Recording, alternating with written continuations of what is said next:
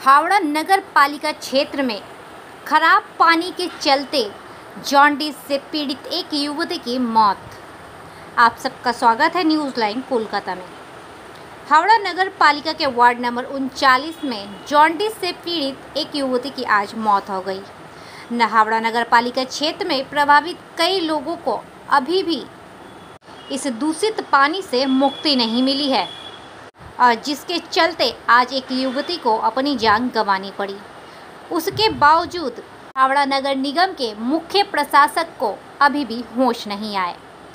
हालांकि उन्होंने 8 मार्च को स्थिति को नियंत्रण में लाने का वादा किया था, लेकिन वह आश्वासन मुख्य प्रशासक के मुंह से निकलकर होंठ तक ही रह गई।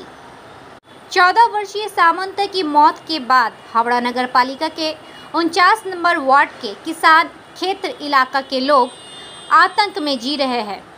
कई बच्चे आज भी इस रोग से संक्रमित हैं। वहीं इलाकाई लोगों का सवाल है कि ऐसे दूषित पानी से कब मिलेगी उन्हें मुक्ति।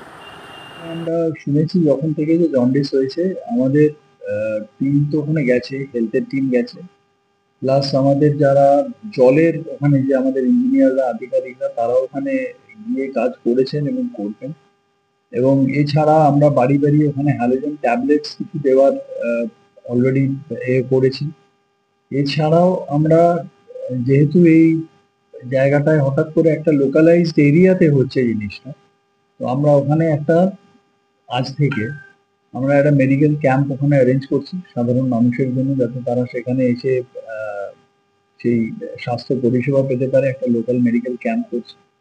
এবং এটা ছাড়াও আমি আমাদের জলের যারা ইঞ্জিনিয়ার আছেন তাদেরকে আবার আমরা অলরেডি নির্দেশ দিয়েছি যে তারা ইমিডিয়েট গিয়ে ওখানে দেখবেন কি হচ্ছে, এবং যদি কোথাও কন্টামিনেশন হয়, জলের সাথে কোথাও মানে পলিউটেড জল যদি ঢুকে যায় জলের পাইপে, তাহলে সেটার জন্য অলরেডি তারা কাজ শুরু করেছেন, কিন্তু তারা কাজটাকে আরো এক্সপেরাইট করার জন্য ইমিডিয়েট টিম পাঠানো হচ্ছে। মেডিকেল টিমটা কি আজকেই যাচ্ছে? মেডিকেল টিম আমি অলরেডি বলেছি ওরা আজকে থেকেই ওখানে ক্যাম্প করবে, এবং আমি বলেছি আগামী কয়েকদিন ওখানে পরপর ক্যাম্প করার জন্য, যাতে সাধারণ মানুষের মধ্যে যে যদি কোনো কোয়েরি থাকে, তারা যদি কোনো ট্রিটমেন্টের জন্য আসেন, তারা যাতে সেই চিকিৎসাটা ক্যাম্প থেকে পেয়ে যায়।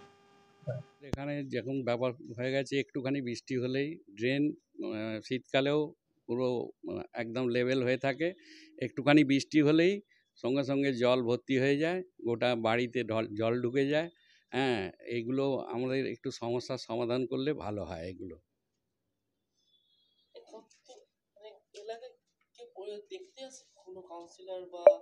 কাউন্সিলর তো নেই এখন, আর কাউন্সিলর নেই, আমরা কাকে বলবো কি বৃত্তান্ত আমরা তো বুঝে পাই না সব সময়। আর এরকমভাবে জল উঠে যায়, 3 দিন 4 দিন জল থাকে। হ্যাঁ, সেইগুলোতে ঘোলা জল বাড়ি থেকে সেই জল বেরিয়ে যাওয়ার পর সেগুলো পরিষ্কার করা মানুষের নিত্যদিনের সঙ্গী হয়ে গেছে। এই বর্ষা আসছে, এরপরে বৃষ্টি আসবে, তারপরে তো মশার লাভা,